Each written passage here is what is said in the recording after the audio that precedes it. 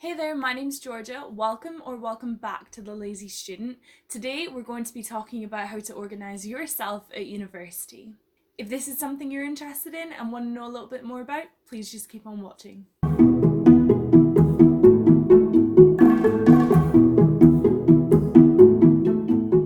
Please make sure to hit like and subscribe and make sure that you ring this notification bell down there to know when we release new videos.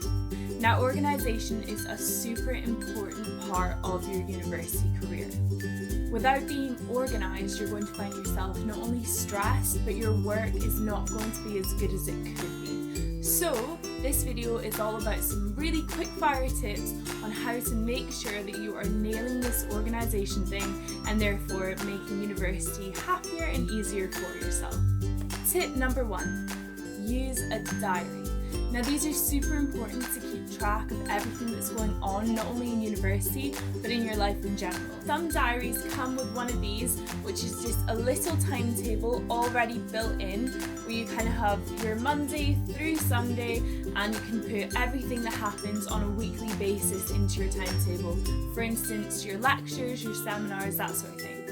One thing I like to do, if my diary does not already come with a timetable, is go into a Word document and just make a really simple grid, Monday to Sunday type thing from 9 AM to 9 PM. And then what I do is I stick it in the front or the back of my diary so that my timetable is always with me. It's important that you put all of your lectures, all of your seminars, any different meetings you have that are monthly. For instance, if you're doing your dissertation right now, you'll usually have weekly or monthly meetings. Make sure that you put absolutely everything in your diary. Picking yourself a diary doesn't need to be terribly expensive. You can get ones from under £10 right up into £50, £60. It's totally up to you what you need. I've left a couple links to diaries that I really like down below just to give you guys an example of things that you can buy. So make sure you check those out. So you've filled out your diary. That's the end of it, right? Not quite. So as well as having things in your diary, if you do have a phone or device that has a calendar on it, it can be really helpful if you take that around with you a lot to make sure to put deadlines in that too. That way you're not only seeing them when you remember to have your diary on you, but they're coming up on your mobile phone and they're harder to miss. Tip number 2, make sure that you take good notes. So there are 2 main ways of note taking I found at university. One of them works slightly better for me, but I know that the other works better for others. So it really depends after you've heard them on what is going to be your preference. So note taking is super important because if you don't have good notes, you can't be organised when it comes to studying. You need notes that are neat enough that you can read them and thorough enough that they help you when you're studying. So there are 2 main ways I found during university that you can do this. One is by using a refill pad and folders, and the other is by using jotters. One of these methods is using refill pads and folders. So that's the first method we're going to talk about. Now, you all know a lined refill pad, right? For this instance, I've just brought a pocket pad out that, as you can see, coffee marks on it, everything. It's been around a while since I was at uni. So what a lot of people like to do is they like to write their notes on lined paper in this pad, and when they get back, they'll tear this sheet out and then they'll put it into a folder. So the way to do this method is when you go to your lectures, make sure that you write everything in your refill pad and then transfer it to your folder. You can get home and transfer it into a bigger ring binder. A lot of people have 3 of these, one for each subject. Now, this method has positives and negatives.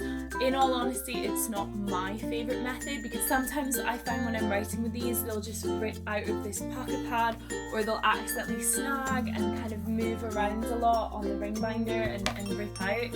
So what I prefer is the second method, which is using notebooks. So this is my preferred method, which is the notebook method. So these are a B5 size size notebooks just because that's my preferable size. I just grabbed these from my local supermarket, and what I do is I would take these, so say this is for English, maths and geography like we used for the example earlier, or just politics A, B and C. I would write on the front of them my name, my tutor's name, my subject name and my student number just in case they were ever lost. And I much prefer this method because it means everything I write in here to do with that subject is in one place.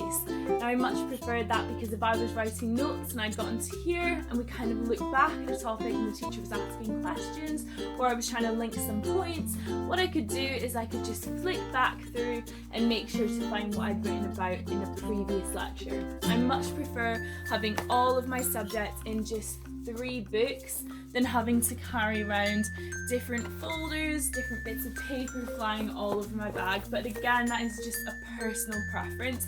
If you like using a folder and a pocket pad, by all means use that. So the last point for part 1 of this video is going to be to buy yourself a big calendar and make sure you are keeping on top of your work. Now, at the start of your semester, you're likely to get a module outline with basically all of your university dates on it. Now, this is super important to read through, not only so you know exactly what the course is going to entail, but also because that generally within the first few pages gives you all of your deadlines and how much they account for the entire grade. This is super important because it means that you can go back to your diary that you've now filled out after the first point and write in absolutely all of your deadlines that you know so far. Then you can transfer them to your calendar and make sure that you're planning your essays well in advance. So once you've done this step and got your module outlines every time you get a deadline, look at it in your diary, make sure to count 2 weeks back, and then fill out that page reminding you you've only got 2 weeks left to do that essay. That's roughly when I would start an essay. Make sure that you map out days that you're going to go in the library. Now you already have your timetable either printed out or already in your diary from part 1, so you're going to look at your timetable and see where in between lectures, seminars and various things you've got going on, you will have time to start factoring in either writing an essay time or study time. So you're going to go back and you're going to say, okay, say Thursdays from 9 till 1 you're free, you have nothing on. You're then going to provisionally write in pencil in your timetable that for the next 2 weeks that is what you are going to be doing on Thursdays from 9 till 1, Fridays from 2 till 4 and so on and so forth. That way you know that you have mapped out that time specifically for going to the library or studying.